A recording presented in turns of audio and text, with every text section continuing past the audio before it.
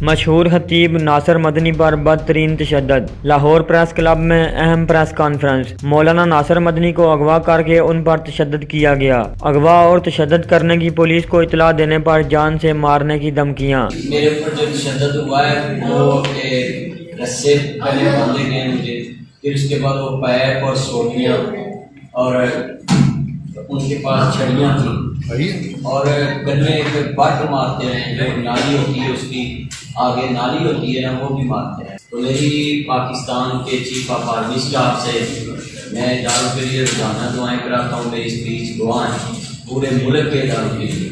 تو chief of army staff صاحب سے اور معاف وزیر اعظم پاکستان سے اور وزیر اعلیٰ پنجاب صاحب سے میری اپیل ہے کہ chief justice Lahore high court سے میری اپیل ہے چیف جسٹس آف پاکستان کے تمام ارباب اختیار سے یہ ساری جو مجھے تشدد کیا ہے یہ اپیل ہے کہ مجھے انصاف کرایا جائے اور میری جان و مال کا تحفظ کیا جائے۔ مولانا کا کہنا ہے کہ یہ کسی پیر صاحب کا کام ہے۔ ارسلان شہباز، عالمگیر نیوز، لاہور۔